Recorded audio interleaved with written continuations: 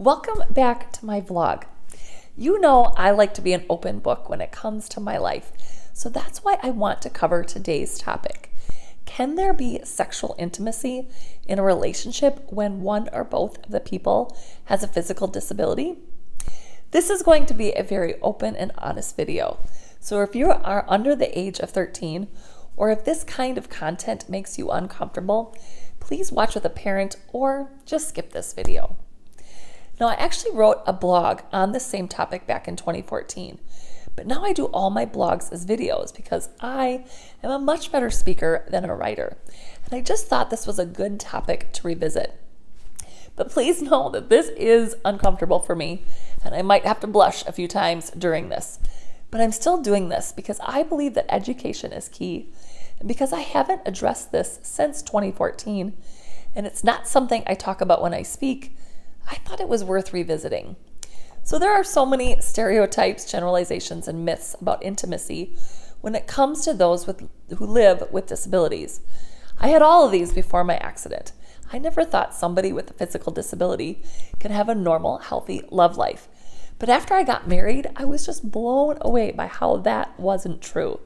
And I could not believe some of the things that people said to me over the years and the assumptions people had, such as asking if Doug and I sleep in the same bed, or if it's physically possible for us to have sex.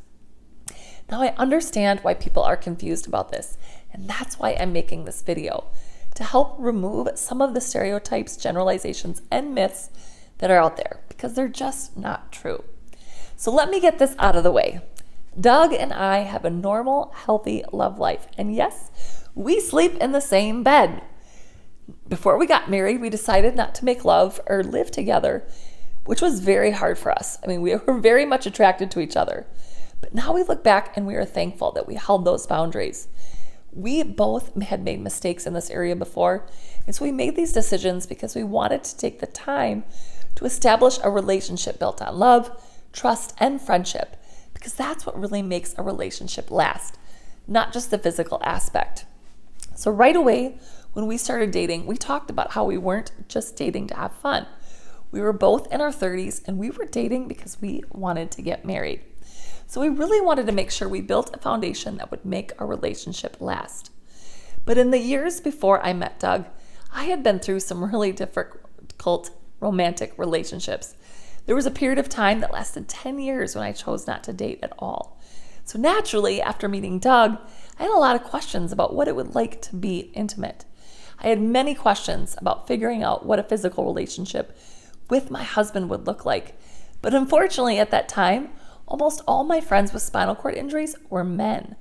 I didn't really have any female friends with spinal cord injuries yet, so I didn't have people I could talk to.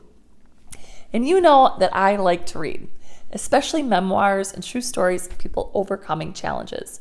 But in all the books I read about married people with spinal cord injuries, the subject of sex was not talked about, or it was just glossed over. And I was so irritated by this. Sex isn't a topic that should be hidden. It's not shameful. It's a normal and natural part of being a human. And I didn't need an anatomy lesson from my doctor. I just wanted to know what I could expect by hearing from another person with a spinal cord injury. Thankfully, around this time, I met my friend Ashley, a paraplegic, who was married and had a daughter. And she was willing to share details about her personal life and marriage, and I was so thankful for her helping me. She definitely just helped dispel a lot of the myths that I was afraid of and helped me prepare for married life. Now, some people assume that disabled individuals are asexual and have no desire for intimacy and sex. But sex is a normal human desire, and I have been shocked by people thinking that because I'm in a wheelchair, I'm excluded from the normal population. Again, Doug and I are regularly intimate, and I have the same desires as everyone else in this world.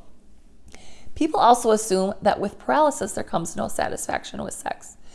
It is hard to explain, but it is different for me versus an able-bodied person. But I believe a big part of the sexual experience has to do with the mental and emotional feelings of security, closeness, and trust, which is something that Doug and I enjoy in our marriage. But please know that I am very satisfied, and Doug is a great partner. He knows the areas that I can feel, and that experience heightens sensation. Now I'm blushing. Moving on. Another misconception is that a disabled person can't satisfy their partner. This was actually a huge fear of mine because there have been trust issues in my parents' marriage that caused me to wonder if I could truly trust Doug and whether I could be a good wife to him and satisfy him in this area. It took a lot of counseling for me to overcome my trust issues, and I'm thankful to say that Doug and I have a very satisfying sex life. He can fulfill my needs and I can fulfill his. We have a strong foundation of trust with each other in our relationship.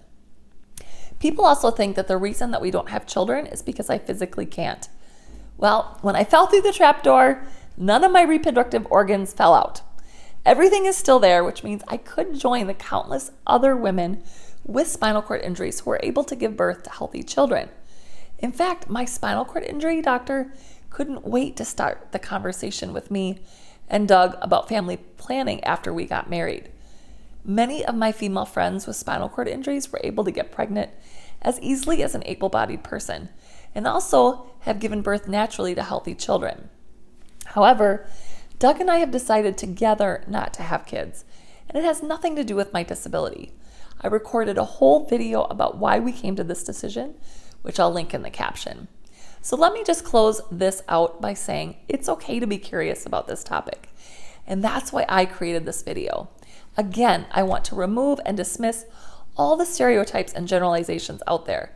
So by recording this video, I hope I've answered some of your questions. I also hope I have helped you see that sex is a normal part of the human experience, which should be enjoyed between consenting adults.